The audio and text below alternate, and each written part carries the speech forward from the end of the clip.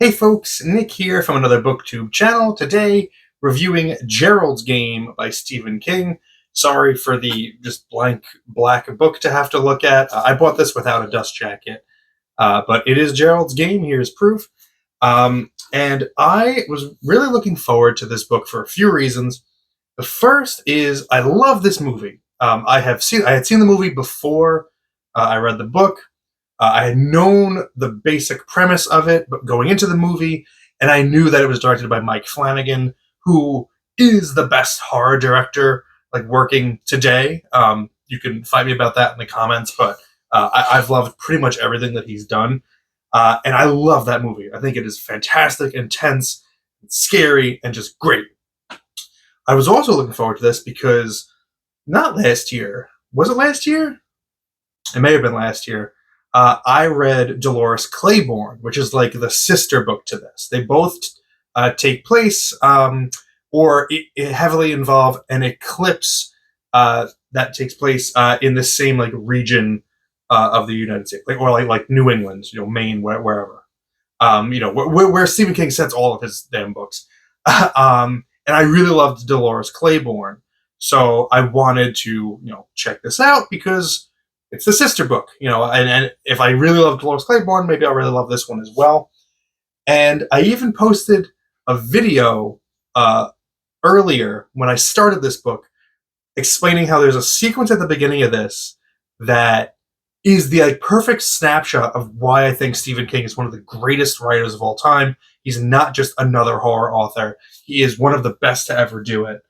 And then as the book went on, I realized that, I could do a second video about the back half of this book that explains that this is exactly why people don't like Stephen King. Like, these are all of the worst qualities of Stephen King also present in this book. So let me get into it.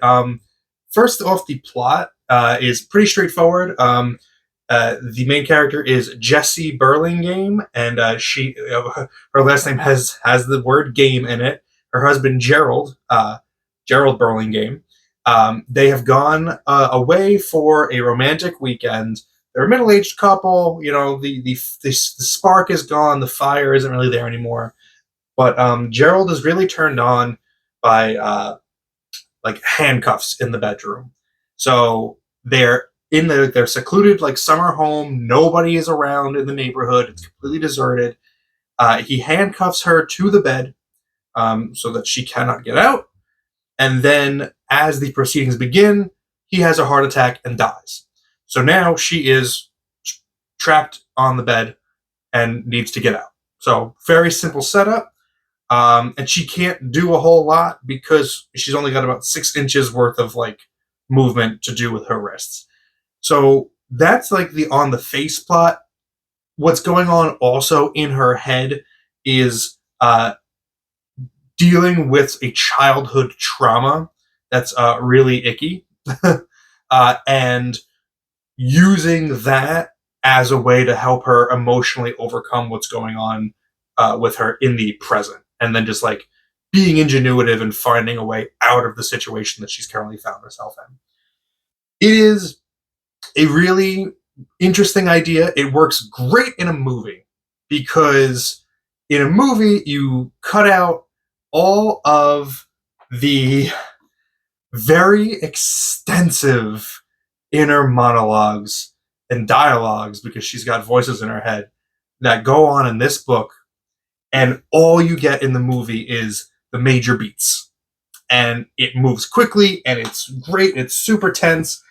But this book, there's a really great 200-page book in here. Unfortunately, this book is 330 pages long. That is a full 130 pages where it overstays its welcome.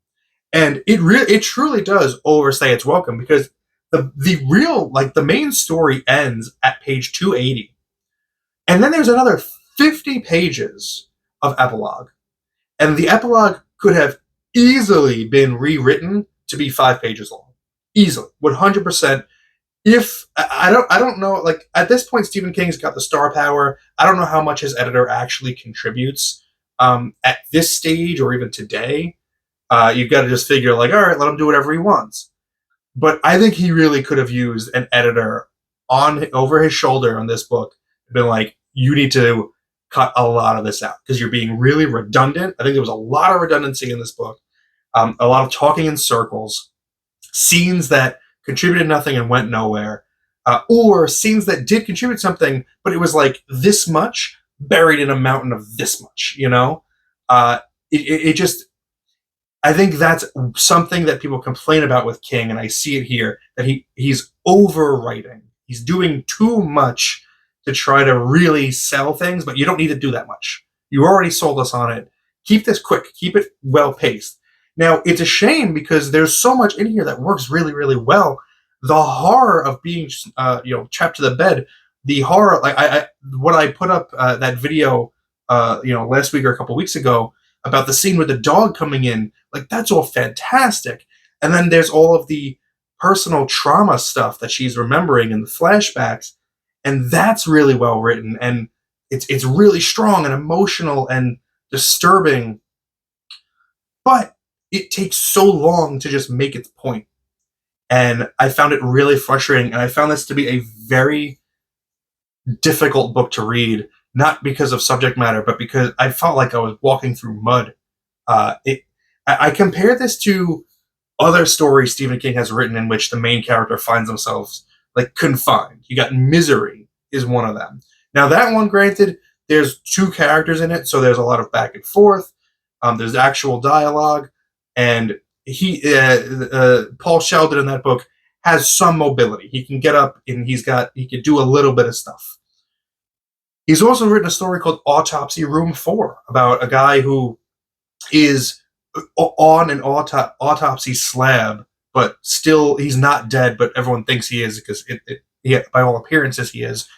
And the whole story is just in his head, like trying to figure out like how he got here, what can he do to like give them a sign that he's still alive. And that works really, really well, but that's a short story. That's an in and out. That's, I did the minimum required here to get the drama out, and then we're done. But this book doesn't do that because it is a full-length novel, and I guess Stephen King had a minimum that he wanted to hit. He wanted it to be 300 pages, so he made it over 300 pages. But it honestly probably could have just been 200. Really disappointed in Gerald's Game. I still stand by that dog scene being a good example of what Stephen King does really, really well.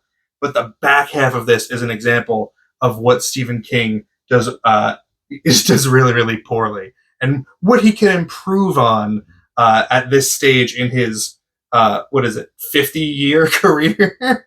So take notes, Stephen. I know better than you, obviously. But yeah, my arbitrary and subjective grade for Gerald's Game by Stephen King is going to be 5 out of 10. Again, there's some really good stuff in there. And I get it. I get it if people like it more than I did. But I thought it was such a slog. And I highly, highly recommend the movie instead. I think the movie really isolates the stuff that works well and heightens it and makes it great.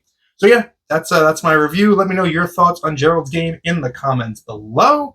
Thank you very much for spending some time with me today. But now it's time to get back to reading.